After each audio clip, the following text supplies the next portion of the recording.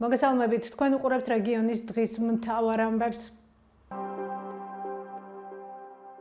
სამცხე-ჯავახეთის ერთ-ერთი IP-დან განთავისუფლებული პირი ნინო ხაზალაშვილი ამბობს, რომ ნუცა ბუზალაძის შესახებ პოსტის დაჰაჰავების გამო გაუშვეს სამსახურიდან. პოსტი ახალციხეში ნუცა ბუზალაძის წინასაახალწლო კონცერტს ეხებოდა, რომელიც მერიას 18,000 ლარი დაუჯდა.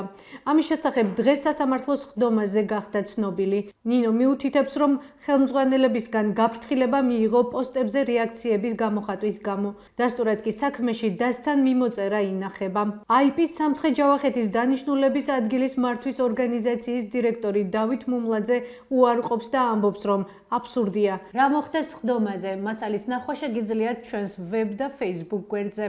ჩვენი მხრიდან საქმეში ასევე წარმოდგენილი იყო ის მტკიცებულებები, რომელიც ცალსახად და პირდაპირ მიუთითებს იმაზე, რომ ეს ადამიანი გათავისუფლებული არის კონკრეტულ პოსტზე მისი რეაქციის გამოხატვასთან დაკავშირებით და არა შრომითი ხელშეკრულების ვადის გასვლასთან დაკავშირებით, რომელზეც ცალკე დავისაგანს წარმოადგენს ის, რომ მას მხოლოდ ერთი თვით დაედო შრომითი ხელშეკრულება, მაშინ როდესაც 2019 წლიდან ყოველწლიურად ერთი წლის იდებოდა მასთან შრომითი ხელშეკრულება.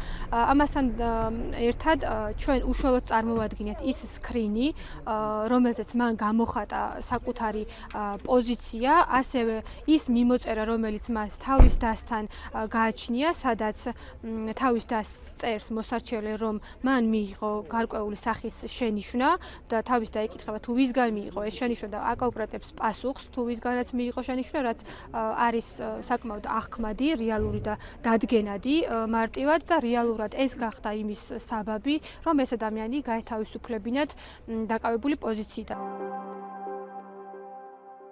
ახალციხის საკრებულოში ძლიერი საქართველოს დეპუტატმა ჯუმბერ ინასარიძემ განაცხადა, რომ მუნიციპალიტეტის ბიუჯეტი გაუმჭვირვალეა და კონკრეტულად რომელ პროექტში იგეგმება თანხის დახარჯვა მითითებული არ არის.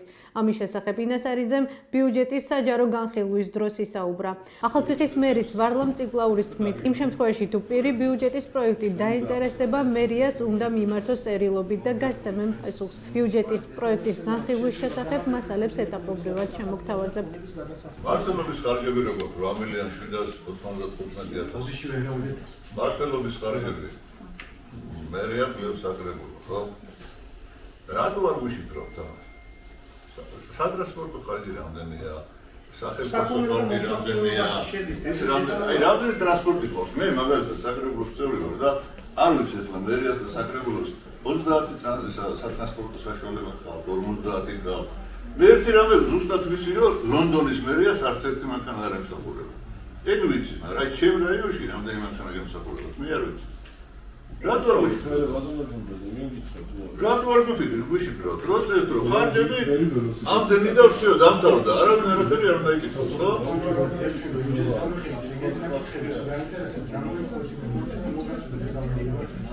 რატო რაღაც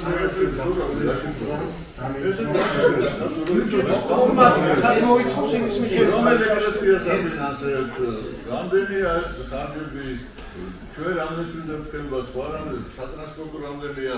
ის 400,000 როა ერთ ეკლესიას აფინანსებს, რეგიონს თუ სხვადასხვა მიმდინარეობს აფინანსებს.